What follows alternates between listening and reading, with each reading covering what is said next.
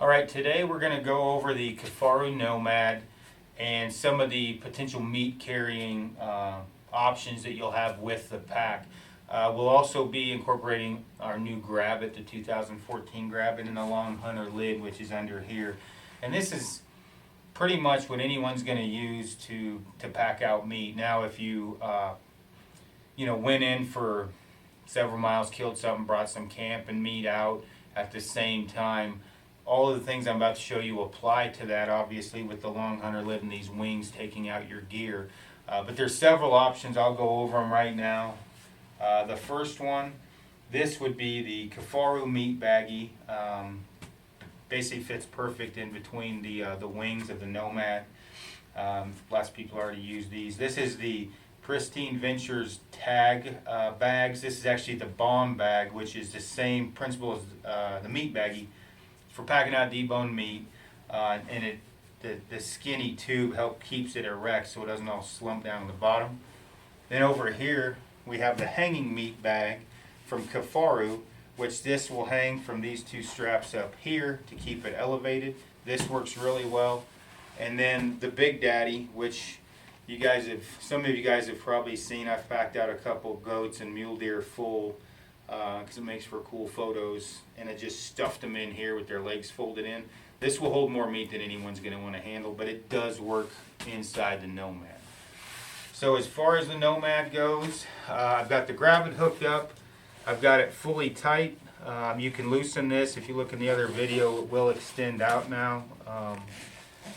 But you can also, as far as your different options, you can also run this in the high mount position. So right now we got the low mount, and then up here is the high mount. So if you want to keep the meat elevated and you're using, let's say, the hanging meat bag, or one of these isn't quite full, you can run it up here. It always carries better when your meat's elevated and right in the upper center portion of your back. So either way, Kafaru meat baggie, that's what it looks like in the middle there.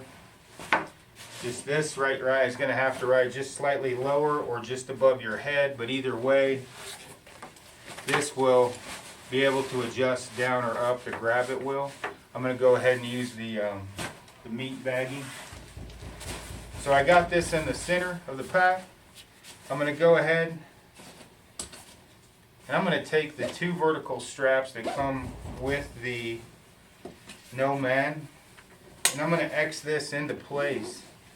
And a lot of you guys, if you ever follow what I do this a lot with vertical compression straps. So I've got that centered, just locks it in place a little bit better. Now I'm going to take the wings of the pack. I usually buckle the center first. Kind of get that lined up.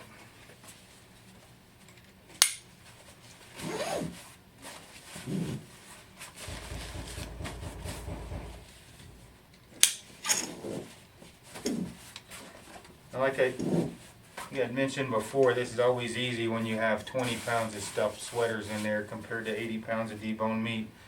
But you get the idea. Now I'm going to take the Grab It, and I've got a couple options here. Right now I've got the long hunter lid on, so I'm going to go ahead, flip the lid over the top,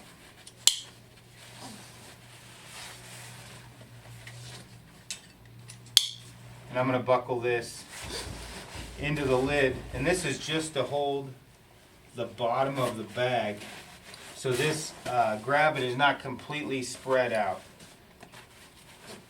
So that's one option. Now the other option is, most of you that have used the Grab It already, we have tab loops back here where the Grab It can attach to. There's usually a triangle on those. So what I could do, just real quick, unbuckle this. Now, instead of Xing with these straps, I'm going to lay these down.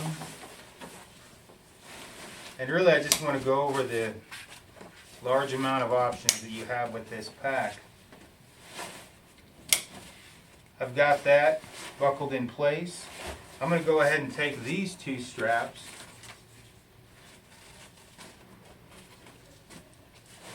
and buckle those back to the lid, because my grab it now is going to be hooked to these triangles. So I've got my grab it down here, but it's going to go up and around, and this is a little bit difficult to explain, but it'll make more sense as you get the pack. So I'm going to spread that out. These auto lock buckles come with females on them when you get to grab it. So I've got one right here, and all I need to do is hook that back in. Well, there's multiple spots actually. I'll hook it up here.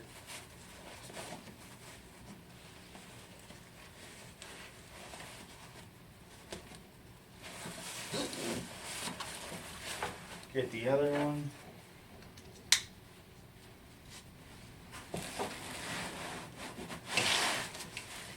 And you can hook these females up wherever you want, ahead of time, and it makes life a little bit easier, but kind of wanted to show you guys the options.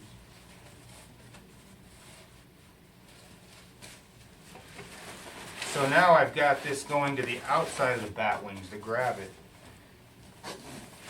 Suck that up real tight, and it should make a lot more sense now.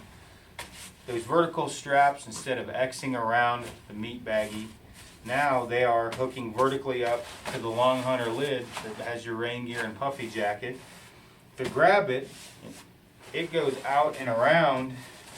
It's giving more compression from the sides, added compression. It spreads out to grab it even more and holds the bottom of the meat baggie in place.